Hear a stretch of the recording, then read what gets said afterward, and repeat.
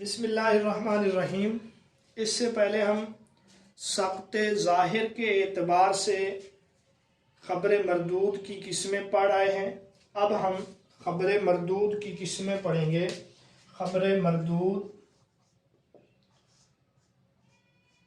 بلحاظ سقط خفی، سقط خفی کی تعریف بھی ہم پڑھ آئے ہیں۔ سقط خفی کا مطلب یہ ہے کہ راوی کا اس طرح سے گرا ہوا ہونا کہ صرف ماہر شخص ہی اس کو پہچان سکے، اس کی دو قسمیں ہیں۔ سقط خفی کی دو قسمیں ہیں۔ پہلی قسم کا نام ہے مرسل خفی اور دوسری قسم کا نام ہے تدلیس۔ ہر ایک کو ہم تفصیل سے پڑھیں گے۔ سقط خفی کے اعتبار سے دو قسمیں ہیں، مرسل خفی اور تدلیس۔ یہ جو مرسل خفی ہے، یہاں پر یہ ہے، اس کی تعریف یہ ہے کہ باوجود، میں مختصر الفاظ لکھتا ہوں، باوجود ہم عصر ہونے کے سماع یا ملاقات نہ ہو، یعنی راوی اور جس سے وہ روایت کر رہا ہے وہ دونوں ہم عصر ہیں، دونوں کا زمانہ ایک ہے، لیکن زمانہ ایک ہونے کے باوجود وہ ایک دوسرے سے ان کی ملاقات نہیں، سماع نہیں، لیکن پھر بھی راوی یہ ظاہر کرنے کی کوشش کرتا ہے کہ میرا فلاں شیخ سے، فلاں استاد سے سماع ہے، تو اس چیز کو جو ہے مرسل خفی کہا جاتا ہے۔ تو راوی کا باوجود ہم عصر ہونے کے سماع یا ملاقات ثابت نہ ہو، تو یہ جو ہے نا مرسل خفی ہے۔ مرسل خفی جو ہے یہ خبر مردود کی اقسام میں سے ہے۔ تدلیس کا لفظ نکلا ہے دال لام سین، دلس سے۔ اس کا معنی ہے ظلمت، لفظی معنی ظلمت اور نور کو یعنی روشنی کو آپس میں ملانا، یہ تدلیس کا لفظی معنی ہے۔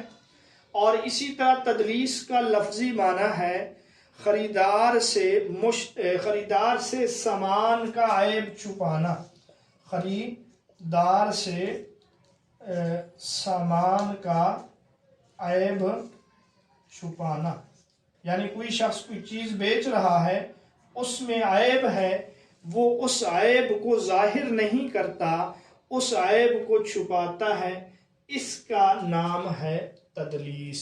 تو یہ ہے تدلیس کا لغوی معنی۔ تدلیس اصطلاح میں کسے کہتے ہیں یہ ابھی ہم پڑھیں گے۔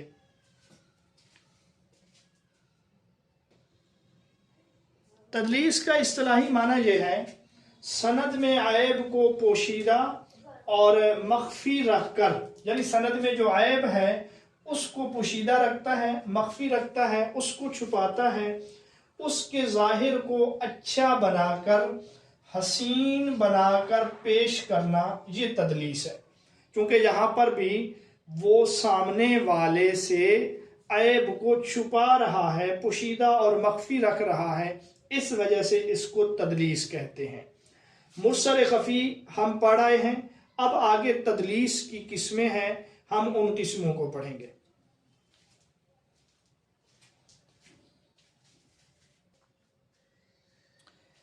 تدلیس کی بنیادی طور پہ دو قسمیں ہیں۔ پہلی قسم کا نام ہے تدلیس الاسناد، دوسری قسم کا نام ہے تدلیس الشیوخ۔ یہ تدلیس کی بنیادی قسمیں ہیں۔ پہلے ہم تدلیس اسناد کے بارے میں پڑھیں گے۔ تدلیس اسناد کا لفظی معنی ہے سند میں تدلیس، اسناد سند کی جمع ہے۔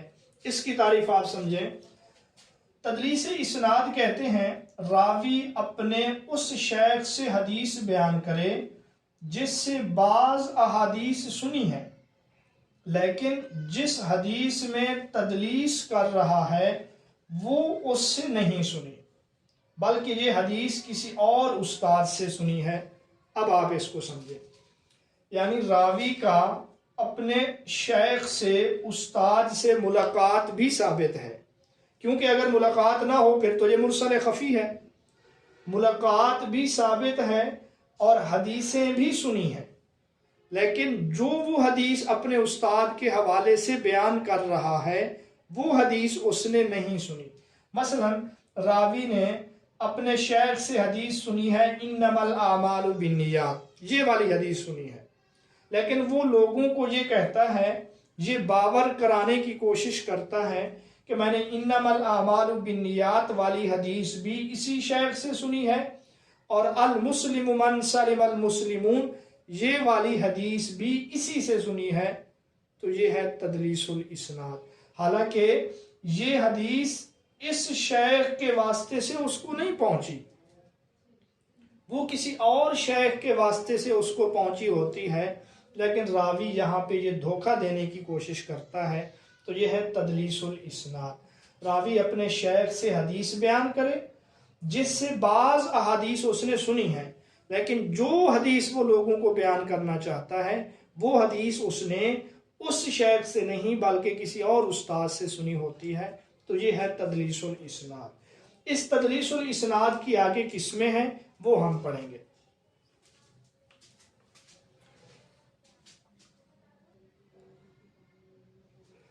اچھا، یہ ہیں تدلیس الاسناد کی قسمیں، بالکل آسان ہے۔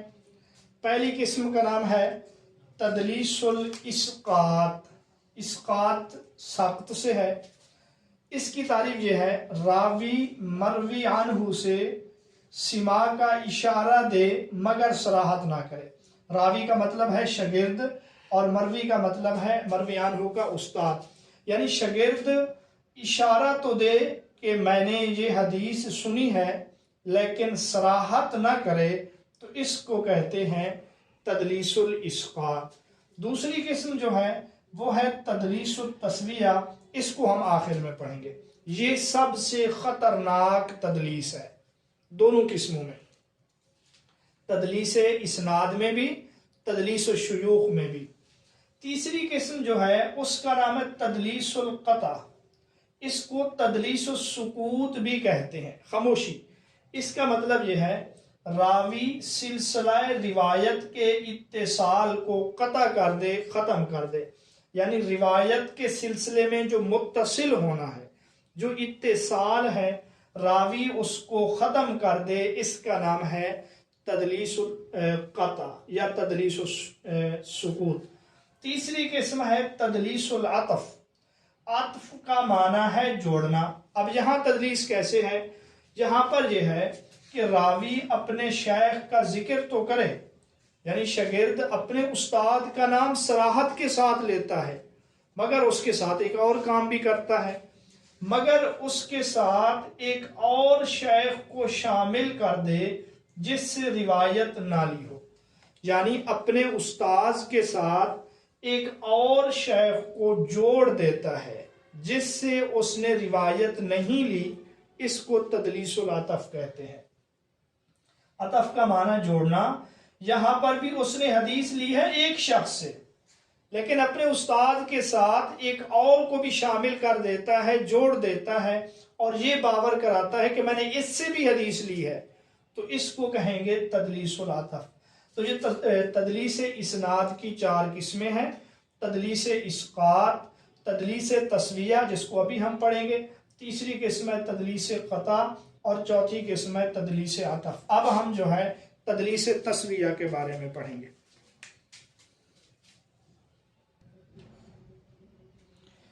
تو اب ہم تدلیس تسویہ کو پڑھیں گے۔ تدلیس تسویہ کی سب سے پہلے آپ تعریف دیکھیں، راوی اپنے استاد سے بیان کرے، استاد کو آپ شیخ بھی کہہ سکتے ہیں۔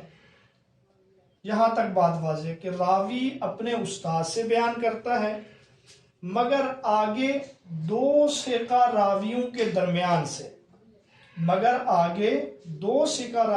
درمیان سے ضعیف راوی کو گرا دے، اس کو کہتے ہیں تدلیس تسویہ۔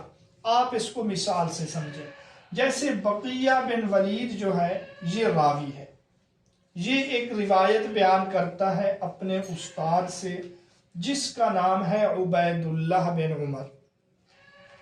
یہ عبید اللہ بن عمر جو ہے یہ ثقہ ہے، قابل اعتماد ہے، اور درمیان میں ہے اسحاق بن فروہ. یہ اسحاق بن فروہ جو ہے یہ ضعیف ہے. یہ کیا ہے؟ یہ ضعیف ہے. اور نافع رحمت اللہ علیہ یہ بھی ثقہ ہے، حضرت عبداللہ بن عمر کے شاگرد ہیں. اب جناب بقیہ نے کیا کیا؟ بقیہ نے اپنے استاد عبید اللہ سے، اور عبید اللہ کو اس نے ڈائریکٹ ملا دیا نافع سے، درمیان سے اسحاق بن فروہ جو ضعیف تھا اس کو گرا دیا اس نے. جب بقیہ بن ولید نے عبید اللہ یہ بھی ثقہ ہے اور نافع یہ بھی ثقہ ہے، حالانکہ ان کے درمیان میں ایک ضعیف راوی موجود ہے اسحاق بن فروہ، تو بقیہ بن ولید نے دھوکہ دینے کے لیے عبید اللہ بن عمر اور اسحاق بن فروہ کو، جو ان دو ثقہ کے درمیان ہے، عبید اللہ اور نافع کے درمیان ہے اسحاق بن فروہ، اس کو گرا کر سند کو یوں کر دیا بقیہ بن ولید عن عبید اللہ بن عمر عن نافع عن ابن عمر عن النبی صلی اللہ علیہ وسلم. تو اب یہ حدیث جو ہے تدلیس تسویہ ہے کہ یہ بھی ثقہ ہے یہ بھی ثقہ ہے، لیکن درمیان میں ایک ضعیف راوی تھا، اس نے کیا کر دیا؟ ضعیف راوی کو گرا کر اس کو شاگرد بنا دیا، اس کو استاد بنا دیا، حالانکہ یہ براہ راست استاد اور شاگرد نہیں ہے، اسحاق کا درمیان میں واسطہ ہے. تو اس کو کہتے ہیں تدلیس تسویہ. تو یہ تدلیس کی ساری قسمیں ہمارے سامنے آ گئیں، تدلیس اسناد کی، تدلیس اسقاط بھی، تسویہ بھی، قطع بھی، عطف بھی.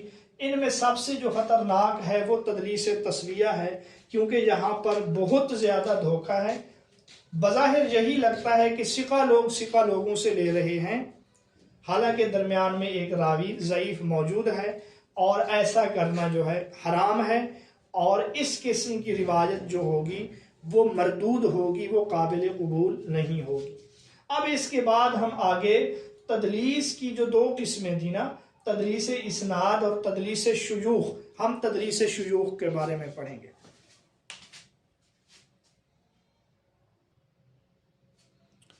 تدلیس شیوخ کہتے ہیں اپنے شیخ کو چھپانا.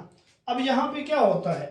یہاں پہ یہ ہے کہ راوی اپنے شیخ کا ذکر تو کرتا ہے، اپنے استاد کا تذکرہ کرتا ہے جس سے اس نے حدیث لی ہے، لیکن اس کا جو مشہور نام ہے محدثین میں، یا اس کی جو مشہور کنیت یا صفت ہے، اس کو چھپا کر غیر مشہور نام، غیر مشہور کنیت یا صفت کو ظاہر کرتا ہے. اس چیز کو جو ہے تدلیس شیوخ کہا جاتا ہے. یعنی استاذ کا جو ایک بہت بڑا نام ہے اس کو کیا کرتا ہے؟ چھپا دیتا ہے. آپ ابو بکر بولیں، فوراً ہمارے ذہن میں حضرت ابو بکر صدیق جاتے ہیں، ہر بندہ اس کو سمجھتا ہے. اگر آپ کہیں عبداللہ بن عثمان، ان کا نام ہے لیکن اتنا مشہور نہیں ہے، عبداللہ بن عثمان سے مراد بھی حضرت ابو بکر صدیق ہی ہیں، تو راوی اپنے شیخ کا جو مشہور نام ہے، کنیت یا صفت ہے، اس کو چھپا کر غیر مشہور نام، کنیت یا صفت کو ظاہر کرے، تو یہ جو ہے تدلیس شیوخ ہے. تدلیس کی اقسام میں سب سے کم جو ہے، جس میں ضعف کچھ کم ہے، جو ہلکا ہے، وہ یہی تدلیس شیوخ ہے، اور سب سے زیادہ جو ہے وہ تدلیس تسویہ ہے. اب رہا یہ سوال کہ لوگ تدلیس کرتے کیوں ہیں؟ تو لوگ تدلیس بعض اوقات اس لیے کرتے ہیں کہ ان کا استاد جو ہے وہ ضعیف ہوتا ہے. مثلا یہ شیخ صاحب مشہور نام سے ذکر ہو جائے تو ضعیف ہوں گے، تو اس لیے لوگوں کو دھوکہ دینے کے لیے غیر مشہور نام ذکر کرتا ہے، تاکہ لوگ کہیں شاید کہ یہ کوئی اور ہے، وہ نہیں ہے، یا اس کا غیر ثقہ ہونا. اسی طرح جو ہے بعض اوقات ایسے ہوتا ہے کہ شاگرد عمر میں بڑا ہوتا ہے اور اس کا استاد جو ہے وہ چھوٹا، تو شاگرد یہ ظاہر نہیں کرنا چاہتا، تو اس لیے وہ اپنے استاد کے غیر مشہور نام یا صفت یا کنیت کو ذکر کرتا ہے. یا پھر بعض اوقات یہ دھوکہ دینے کے لیے کہ اس کی سند جو ہے عالی ہے، عمدہ ہے، اس لیے بھی کیا کرتے ہیں؟ تدلیس کرتے ہیں۔ اور تدلیس کا جو حکم ہے یا تدلیس شدہ جو روایت ہے اس کا حکم یہ ہے کہ یہ قابل قبول نہیں ہے۔ اور تدلیس کرنے والے راوی کو مدلس کہا جاتا ہے۔ مدلس، یہ لام کے نیچے زیر ہے۔ اس سارے پروسیس کو کیا کہتے ہیں؟ تدلیس۔ اور وہ جو روایت ہے اس کو کہتے ہیں مدلس، لام پر زبر ہے۔ اور ایسا کرنے والا جو ہے اس کو کیا کہتے ہیں؟ اس کو کہتے ہیں مدلس۔ اب ہمیں تدلیس کا پتہ کیسے چلے گا؟ تو تدلیس چونکہ مرسل خفی کی قسم ہے، اس کو ماہر فن ہی پہچان سکتا ہے، یا پھر وہی شخص جو تدلیس کر رہا ہے یعنی مدلس وہ خود بتا دے کہ میری یہ روایت جو ہے تدلیس شدہ ہے۔ تدلیس کے پہچاننے کے یہی دو طریقے ہیں، یا تو ماہر فن ہی اس کو پہچان سکے گا، یا پھر یہ ہے کہ مدلس خود اس بات کا اقرار کرے۔ تدلیس کے حوالے سے کتاب ہے خطیب بغدادی کی، اس کا نام ہے التبیین، التبیین لاسماء المدلسین، التبیین لاسماء المدلسین، یہ خطیب بغدادی کی کتاب ہے۔ اسی طرح جو ہے التبیین لاسماء المدلسین، اسی نام سے کتاب علامہ برہان الدین حلبی رحمۃ اللہ علیہ کی بھی ہے۔ برہان الدین حلبی کی کتاب ہے، اس کا نام بھی یہی ہے التبیین لاسماء المدلسین۔ تو سکالر یہ ہماری قسمیں تھیں سقط خفی کے لحاظ سے، مرسل خفی، تدلیس، پھر تدلیس اسناد، تدلیس اسناد کی 4 قسمیں، پھر تدلیس شیوخ۔ اب آگے ہم جو ہمارا سبق نمبر 7 ہے اس میں ہم خبر مردود بلحاظ طعن راوی پڑھیں گے۔ راوی پر جو طعن ہے اس لحاظ سے خبر مردود کی جو قسمیں ہیں وہ ہم پڑھیں گے۔